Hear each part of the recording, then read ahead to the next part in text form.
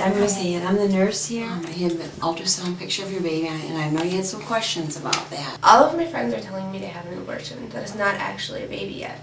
It's just a blob of tissue or something? Actually, right at the time of conception, and you know what I mean by conception? When the sperm and the egg meet, right at that time there's a new DNA there for this unique little human being. It's not your DNA, it's not your partner's DNA, it's a new DNA.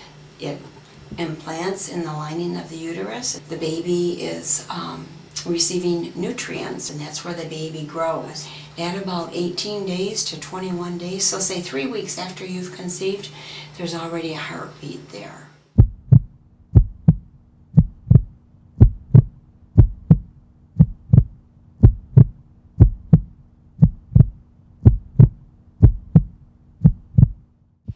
Weeks, everything is in place. Nervous system, the brain waves are functioning.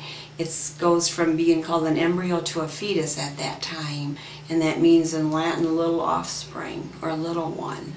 I know when you came in here today, Callie, your thought was maybe abortion. What do you know about the abortion procedure? All I know about the abortion procedure is that it only takes a little while, and you just go into a clinic and it's over and done with quickly. I sat down with a lot of gals that have told me the same things. Some places even treat it like it's, like no big deal.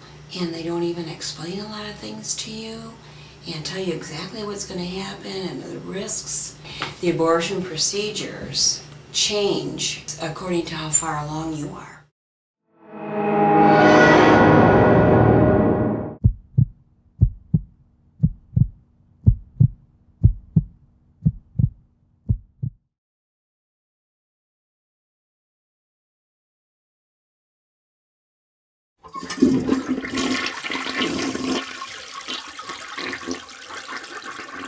The woman has a uterus, and at the end of the uterus is the cervix, and it's a very tight structure. And the reason it's tight like that is because it's to hold the fetus and the baby in there until it's time to be born. During an abortion procedure, what the doctor has to do is he has to dilate that cervix, because the only time the cervix is supposed to be dilated is when birth is happening. Insert a hard plastic tube into the uterus, and then a large syringe is attached to it, and a suction machine is used and just suction out parts of the baby. They call this products of conception that the doctor has taken out.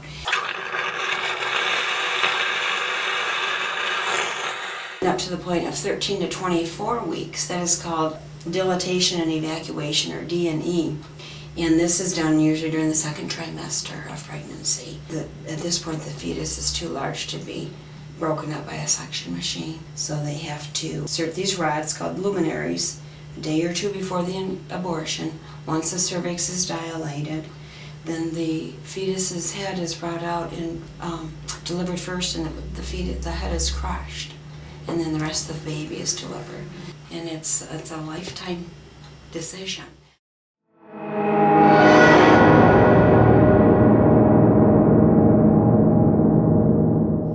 This is basically a blind procedure that the doctor's doing, and he could perforate the uterus, scar it. And there, have been reports of deaths also from different complications of the abortion. Hi, Callie. Nice to see you. Come on in. I'm Jennifer. Nice to meet you. Well, Callie, I just wanted to share with you some of the possible psychological effects of abortion that some women experience afterwards. Some women have no side effects that they report, but there are many other women that have reported up to 100 different types of psychological complications. Depression,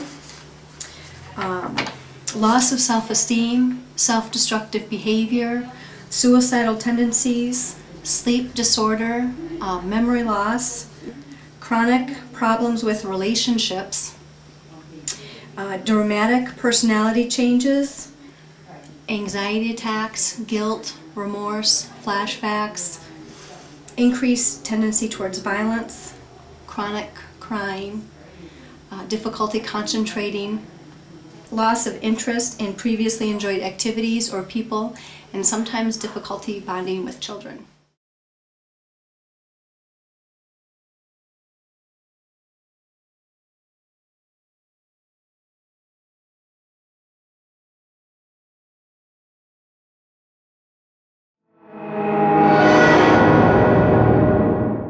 Sexual dysfunction, it can be of a short or long duration. It may include one or more of the following: loss of pleasure from intercourse, increased pain, an aversion to sex or males in general, or the development of a promiscuous lifestyle. Women are more likely to commit suicide in the year after an abortion. Instead of, if they had given birth, those women are less likely to commit suicide. Women who abort are more likely in the year after the abortion to die from homicide or die from an accident as well. Is there any positive psychological side effects to having an abortion?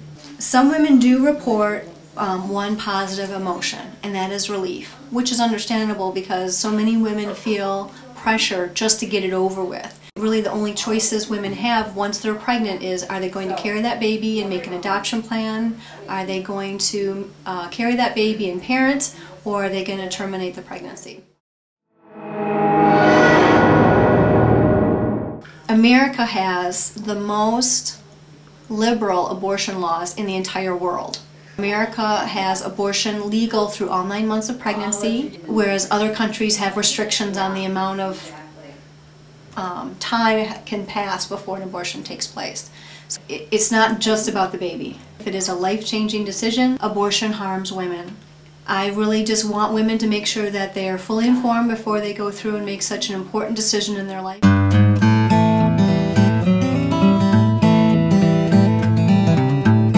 So pregnancy resource centers there's about 1,000 pregnancy resource centers across the United States, and they really want to reach out and help women to make sure that they get an informed decision about their pregnancy options. And so we talk about parenting, we talk about adoption, and we give women accurate medical information about what abortion procedures are, what the physical side risks could be, and what the possible psychological side effects could be as well.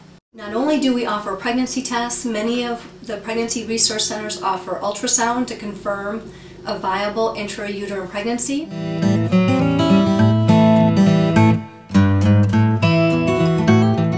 Once they decide they're going to carry the baby, we offer baby items, diapers, wipes, toiletries, cribs, clothing, high chairs, strollers, things of that nature. We also have parenting classes to help them just become the best moms and dads that they can be. And a lot of pregnancy centers not only help women, but we also help the dads. And we really want to just make sure we're helping to build stronger families in the process.